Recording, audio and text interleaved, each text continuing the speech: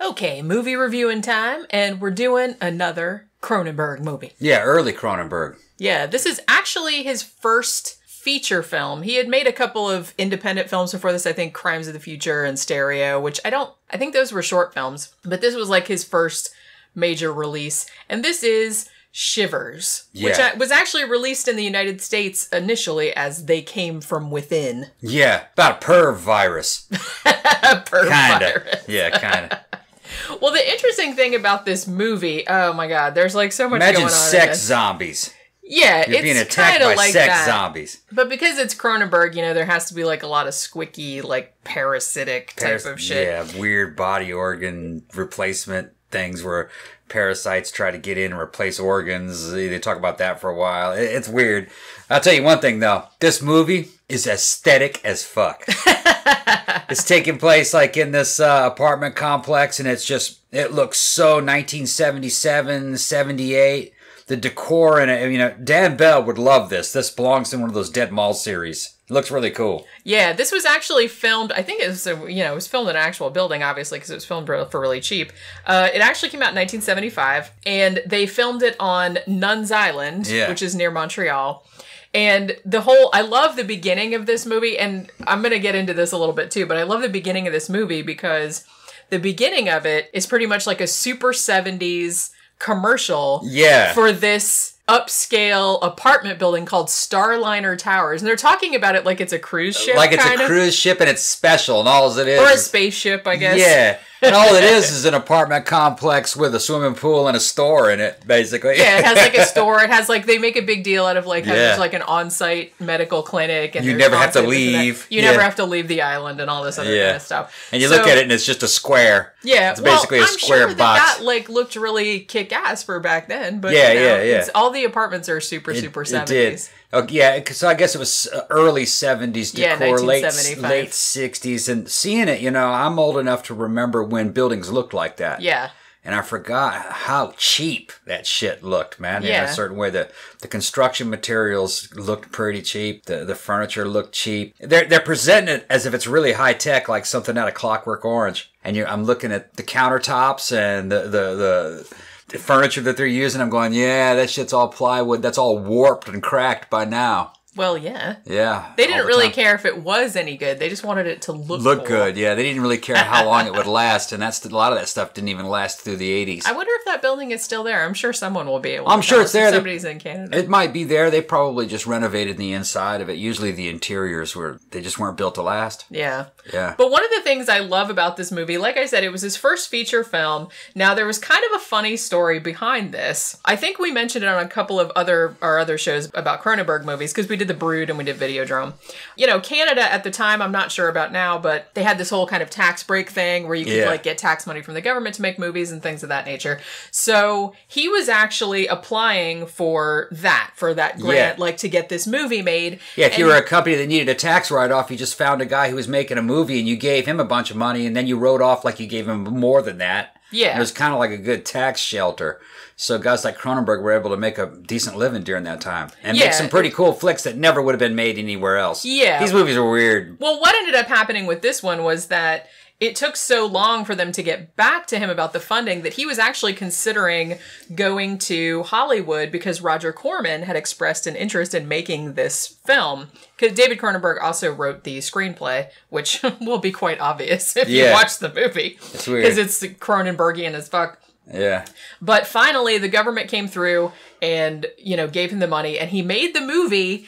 And after the movie was made and people in Canada saw it, everybody flipped the fuck out. Because they're like, taxpayers are paying for this sordid, horrible, like, exploitation movie. Which it kind of was. Imagine zombies chasing you and want to have sex with you. And some of them are gay. It's kind of like that. It's like it's just very funny because, I mean, it's fairly mild now, I think. Yeah, but in the days it was disturbing. But in 1975, this was probably like a big deal. So you can see how people were like morally outraged, you know, they get. But David Cronenberg he was kind of laughing about it. I watched an interview with him where he's talking about this movie. And he said, well, you know, after the movie came out, it was actually the first of these, you know, government funded movies that actually turned a profit. Yeah. Then they kind of stopped whining about it. Yeah. But, you at the time, like in the media, there was this big thing. It's like, oh my God, it's this big orgy of sex and violence and everything. Like I said, the movie is generally known nowadays as Shivers. It was initially released in the US as They Came From Within, also known as The Parasite Murders, or his original title for it, which I love, Orgy of the Blood Parasites. Yeah. Which, that's pretty awesome. So another interesting thing about this too is that you can really see the influence of this movie on a lot of later movies. Yeah. Now, when Cronenberg was this is like several years later, like late 70s, early 80s, he was at some film festival or something, and some other director or movie maker or something accused him of ripping off Alien with this movie, even though this movie came out more than 4 years before Alien. Right, yeah. Because, it had a similar kind of thing where there was like parasites inside the like bust out and stuff. Yeah. Also, the movie Slither paid obvious homage to the very iconic scene in this movie where Barbara Steele is naked in the bathtub and like one of the parasites crawls up the plug hole of the bathtub. The whole premise of this movie is that here is this state-of-the-art, wonderful, high-tech apartment building that's on this island, and it has everything you'd ever need. It has tennis courts, it has pools, it has a doctor, it has stores, it has malls, and all this other kind of stuff. You never have to leave. So somehow they kind of explain like where the parasite comes from, but the parasite was initially, or so they say, engineered to replace people's organs. Right. So it was like these two doctors that were working on it, and they said, we wanted it to be able to go into your body and like, replace your kidney if it was messed up or something, which, that seems like a reasonable idea. Yeah. But then you find out later on that one of the doctors was like a mad scientist type doctor. Yeah. And he thought that humans had become too intellectual or too removed from their primal urges. Right, yeah. So he actually sort of made the parasite kind of get into your body, and then it basically just made you want to fuck everything in sight. Yeah, it was like an aphrodisiac. Like an aphrodisiac type uncontrollable. thing. And he called it like an aphrodisiac / STD. Yeah, that's right. It's fucking hilarious. And it involves schoolgirls and just all kinds of stuff. One of the things that struck me about the movie is that there's a lot of dialogue between these doctors. Yeah. And the guys come off as being like very corporate and very believable. That's the way a lot of guys were when I was a little kid, the way I remembered them. And it's kind of funny to hear their conversations, because you're like, I remember when guys were like that. My uncle was kind of like that. You know what I mean? You're thinking like that, Culture has changed a lot. So it's kind of like looking backwards in time about the way businessmen thought. Well, pretty interesting. Because there was no internet. You had to think things up. Yeah. You know what I mean? You had to talk face to face. It's just weird. When you see it, you'll know what I'm talking about. Well, the cool thing about this movie, like I said, it's his first feature film, so it's not quite as accomplished as some of his later stuff, but you can really see the potential that he was going to have, because he made this when he was quite young, and you could see a lot of his ideas that were already pretty fully formed. I mean, the whole idea of this building, and it's sort of isolated because it's on an island, and it's almost serving as like a petri dish type thing. Yeah. And I love the way he did like the juxtaposition between particularly the opening scenes where you see this, cute young couple come in and they're going to rent an apartment in the Starliner Towers, and there's like the guy who's like the rental agent or whatever, and he's all like smarmy and like telling them all about this stuff. And he's like, oh, it's so awesome and stuff. And then the movie cuts between that and the old doctor killing the schoolgirl, Annabelle. Yeah, it was almost kind of like it looked like he was trying to rape her, too. It's hard to tell what was going on. Yeah, and you find out later on that Annabelle was actually like the typhoid Mary. She was the one that had it. She was the one that had the parasite. He put it in her like as she was like the guinea pig. And it turned out that she was kind of promiscuous and was having an affair with a bunch of people in the building. Once she got infected, she was having sex with everybody. I think she had been beforehand. Oh, was she? Okay. Because that was kind of... I guess so. That was kind of the way it was worded, right? Yeah, that was kind of one of the themes of the movie was that even before the parasite started taking everyone over and making everyone fuck everyone and rape everyone. Yeah, this was 70s. This is back when you had to worry about promiscuous 15-year-old schoolgirls attacking you. You know what I'm talking about? They would just come out of nowhere. Everybody had to guard themselves. Jump out of the alley and here was this everybody had to guard themselves from these plaid miniskirt wearing schoolgirls all the time and trying to attack grown men, Yeah. I know. I can't count the number of times my poor brothers had to put up watch out. Roving gangs of schoolgirls. Yeah. Catholic schoolgirls. But yeah, I mean, it's like one of the points of the movie I think that he was trying to make was that there was a whole bunch of sordid shit going on before the parasites even got there. Like everyone was having affairs, everyone was doing this and that. So it's almost kind of regular like 1970s. Yeah, well, it was almost kind of like I would almost call this a black comedy. Yeah. Because you can tell that he's saying, look, here was all this stuff that was going on before the parasites even got there. Yeah. The parasites just brought it to the surface. So it's almost like he was commenting on like the hypocritical nature of these like upright people. The 70s was wild anyway, and they're trying to, in a way, they're kind of promoting the Starliner. The Towers is kind of like being a veiled love hotel in a way. You know what I mean? That's true. It looked kind of like one of those 70s love resorts. It did kind of. Although everything kind of looked like that. Yeah, it did. Tacky kind of sleazy kind of, 70s porn kind of way. It looked like that. Everything looked like 70s. Everything looked like that, yeah. But like sleazy times. Yeah. Sleazy times. It really was. Honestly. Like the whole decade was just had like a sticky film of disgusting.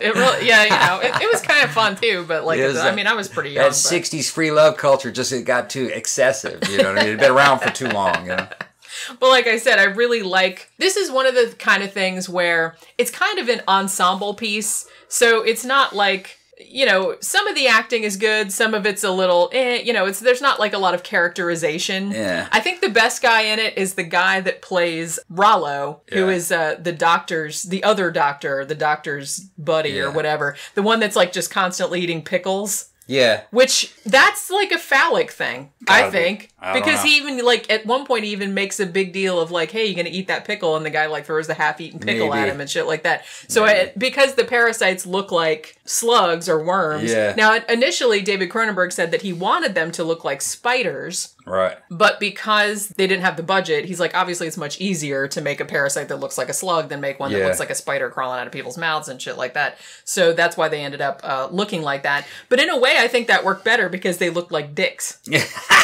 And spiders don't look like dicks. It's a weird flick. The kind of texture, the textures of this movie is kind of strange. If I want to call it a texture, I guess it is. It kind of reminds me, in some ways, like Extra. Remember that movie Extra? It is it has a similar tone. Yeah, kind of like Extra mixed with The Brood. Kind of mixed. Yeah, like I said, it's like a weird juxtaposition of like this clinical, like unfeeling, like everyone is kind of like it's got a corporate medical kind of a vibe to it. Which a lot of his movies did, particularly the ones that he wrote. But then on the other hand, you have that juxtaposed against this really disgusting, like visceral, like these fucking slugs like coming out of people's mouths and busting out of their stomachs and crawling up their vaginas.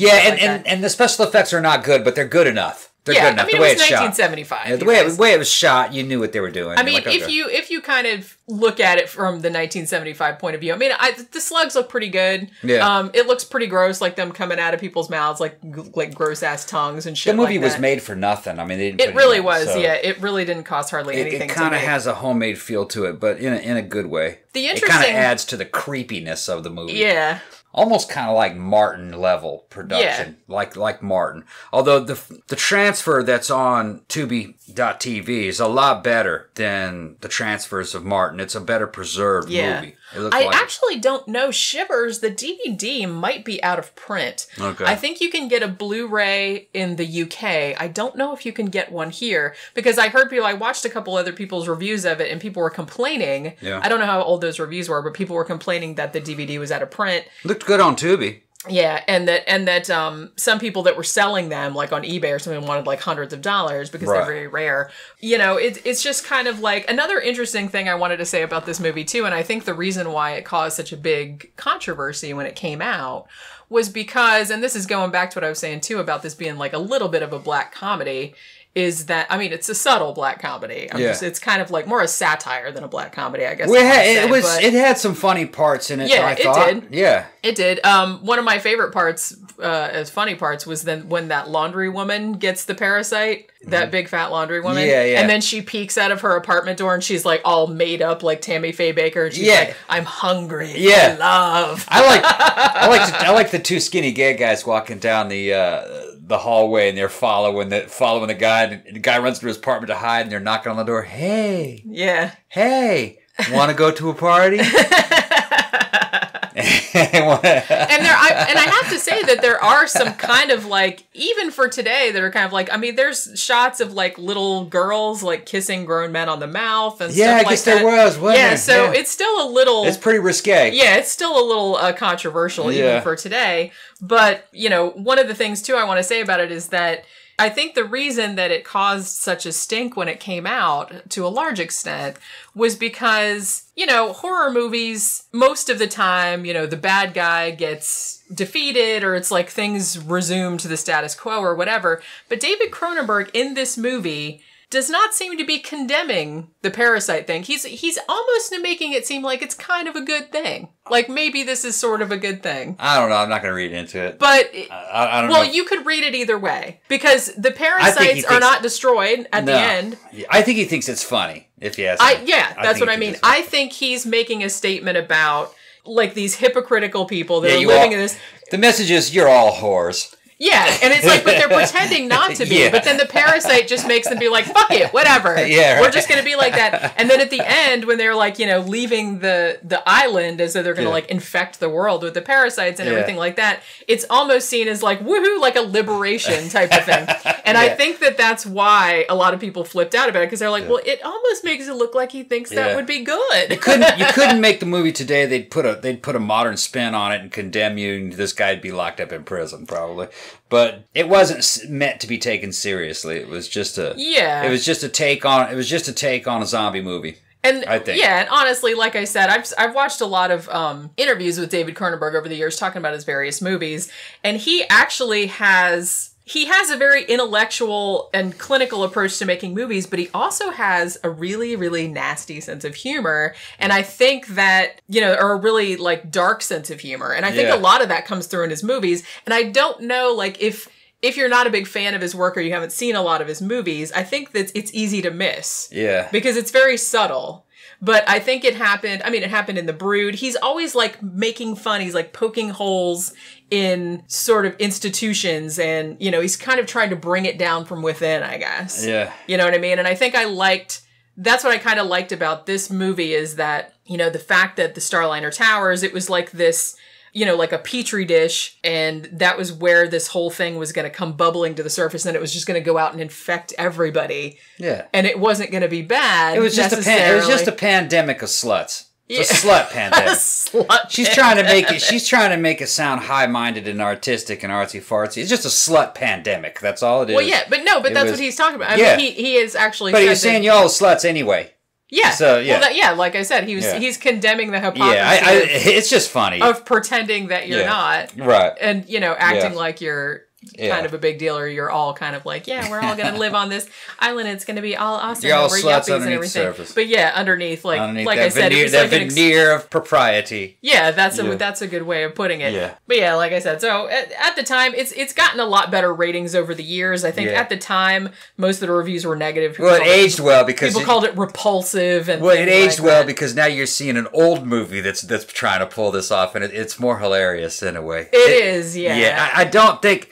Cronenberg was just a weird guy, and he'd just try to take whatever strange angle he could find and mash it in together. So, you know, a pandemic of slut zombies was just kind of something that had never been done. He's always and that'll repel people, and we'll cut into people, and we'll have slugs and people killing each other, and, you know, and hey, want to party? You know, want to go to a party? You know, it'd be funny, you know. So that's I always liked Cronenberg because he's one of the very, very few directors, maybe the only one, that can kind of pull off the tightrope act between exploitative sleaze and like kind of an intellectual artistic statement. It's really hard to get away with that shit. And as far as I can think, and I mean, if anybody else knows, I think there's probably a couple other ones, but he's kind of the main one that can get away with that shit. Some of the infected people, man, are just hilarious too. When you look in the background, you see what they're doing, and they're going woohoo, and they're jumping into swimming pools and stuff, and they're coming to get you. It's just funny, you know.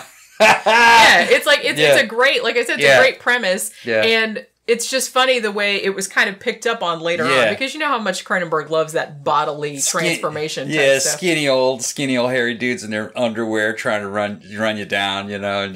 chasing you down hallways, you know. And then there's all these little dick parasites coming after you, like like scooching down the hall, leaving like little blood trails and shit like that. Freakish combination of like big old fat women and little kids and just everything. Yeah, like I said, that's probably why it was to be controversial nowadays, because because it infects all humans could be infested, so they just all start acting crazy. Yeah. So that's, you know.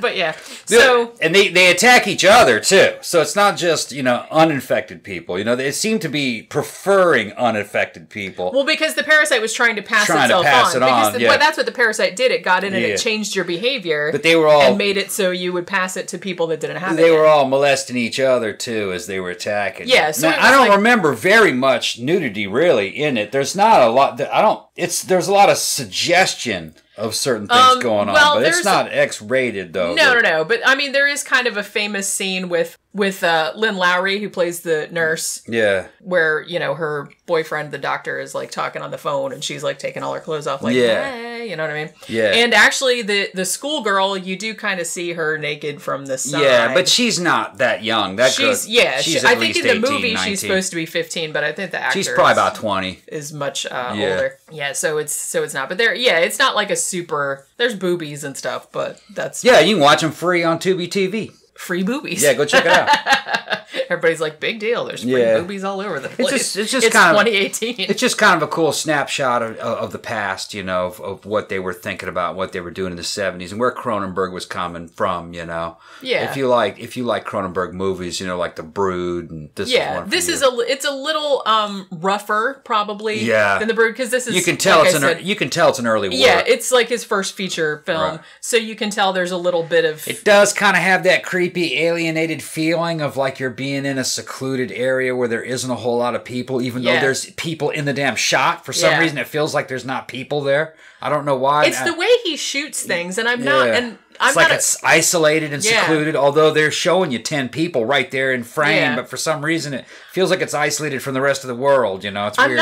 I'm not a filmmaker, but... Part of it is the decor. That decor is very kind of Spartan looking and retro and aesthetic, you know, and it's a very archaic kind of decor, but it still kind of looks good in a weird way. You'll see what I'm talking about. Well, maybe that's why to us it seems, because even though we grew up with houses looking like that, nowadays when you see a house like this, you know, it's like you said, it's on an abandoned it's like ruins channel or or something like that. You could only walk into a room like that nowadays if you walked into a ruin. Yeah, so it gives you that feeling. It gives you that weird feeling. But I also think I don't know if it does that for younger people, but we're old enough to remember things looking like that and know what they look like today. Yeah. And the only place you'd find that now would be in some abandoned place that had been walled up for decades. Right. Kind of a creepy feeling. Yeah. Like walking into a tomb. And I want to say, too, that it's like, I'm not a filmmaker, so I'm not sure exactly what methods he uses, but David Cronenberg is very good. I think he uses like a lot of wide shots and a lot of shots from like slightly below eye level. Yeah. So it kind of gives you this weird sense... Like you're real small. Of you being smaller than the surrounding area. So that might contribute too. Yeah. Because a lot of his work has that, like you said, a very isolating, very almost intimidating or cold sort of look to it. And I think a lot of it has to do with his camera work. The camera work in this one is not super fancy, but it really does give you that feeling. Yeah. I wanted to mention too, when you were talking about the decor, those green round lamps. Oh yeah, they were pretty cool. In the bedroom with the guy with the parasite in his stomach that was talking to his stomach parasite. They wouldn't have survived it today. Those were paper. They were probably, because I had some like that, but they were red. But they were so pretty with like all the green swirls and shit like that. You might be able to find copies or something kind of like that today. It would be cool if you could get ones that were like wrought iron. Yeah. It reminded me of a lamp that my grandmother used to have in her house back in the 70s that was like cylindrical, but it had like this hammered silver like collars. There was like 2 or 3 of them. And then from each of the collars was hanging all these little green like jewels, like a chandelier, but they were all green. Yeah, and there was like a yellow. Stuff. Yeah, there was like a yellow light in there, so it was like this really pretty like green and yellow. I liked that old plastic stuff that they had all the time. What was it called? It was used in lamps and furniture back in the 60s and the 70s, and it was kind of like a colored plastic, and it had sometimes like gold highlights in it. It looked like crystals. Yeah, I know what you're talking about. I forgot what it was called, though. Yeah, I can't remember it either. We looked it up one day, and then I was like, oh, yeah, that's right. Now I can't remember again. Not Lycra. No, that's like spandex. That's like spandex, yeah. But you don't see that anymore, and if you find it, it's expensive. Yeah. They want a lot for that. Well, yeah, because there's not much of it left, I guess. Because it was cheap back in the day. Right. But yeah, so if you like Cronenberg and you want to see kind of where he came from, this was his first feature film. The only things he'd made before this were, student film, short films. It was called Lucite. There you go, Lucite. I knew you got an L. Yeah, Lucite. Right. That was some weird shit. And if I saw a piece of Lucite like lamp that was a new production, they want a lot for that. Yeah. I guess because there's no facilities to make it anymore. Yeah, probably not. It looked like amber, like in any color you wanted. Yeah. There was all kind of that shit in the 70s. Yeah, it's gone now. Yeah, there was like tons. I used to go in people's houses all the time and see that shit. Yeah. But yeah, that kind of reminded me of it. I feel like the decor in this is not quite as crazy as, remember in The Brood? Like that one house, it was like the grandparents' house or something like that. Yeah. And the wallpaper in that was like, oh my God. I was just like, that's like the 70s wallpaper I've ever seen. Yeah, we only remember it from our childhoods. Yeah. The funniest thing about this one, I mean, other than those beautiful lamps, which I actually love, I don't think they were tacky at all. But the thing I remember to this, the guy with the parasites in his stomach, he came home and sat on his sofa. And he had like one of those really low down, like white leather sofas, but it's like really, really close to the ground. Yeah. And then his fucking shag carpet with like next to the little low fireplace. And the shag's like 3.5 inches long. I know, right? I mean, I don't even think you could vacuum that. It'd get caught up in the power head. Probably the little rotating brush. The only good thing though, all the drinking and coke you were doing in the 70s, if you fell onto the shag, then it would be soft. All the bodily fluids have just soaked into that shit over time. It's nasty. Oh. It's nasty. I don't think people kept that kind of carpeting for long because I don't think you could clean it properly. I don't like carpet at all. Remember Barbarella? They had that carpet on the damn walls and the ceilings of the spaceships. I know. Yeah, it looked like fur. Yeah.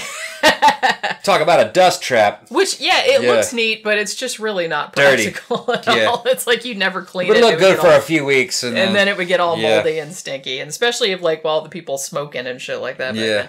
But yeah, so and like I said. And the love-ins and shit. Nasty. All those love-ins we were having. All those wet spots. Nasty. It is nasty, yeah. So, okay. It smells like a fish tank in here. Oh! Okay, go ahead. Oh, go ahead. And on that note, holy shit, dude. All right, I think that's where I came in.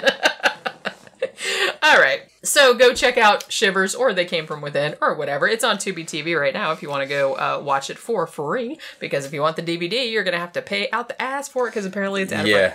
So, go check it out. It's a rare movie. Go check it out. If you are into Cronenberg. And remember, if you like our show, to like, share, subscribe, and share with all your friends on all your social media. Also, if you'd like to financially support the show, you can go to our Patreon page, which is patreon.com/13o'clock, or you can go to our blog, which is 13o'clockpodcast.wordpress.com, and there's a link in the sidebar to a PayPal account if you'd like to make a one-time donation. Also, this show is going up on Friday, so actually tomorrow, which is Saturday, July 28th, 2018, our friends A Starry Night, the goth darkwave / post-punk band from Miami, are playing in Orlando, Florida at Will's Pub. And me and Tom will be there. I will have a table with a couple of books for sale and a couple other things and stuff. So if you're in the Central Florida area and you want to come out and see a really kick-ass band and meet me and Tom, because we're going to be there too, come down to Will's Pub in Orlando. That's Saturday, July 28th, 2018. Come down and say hi to us.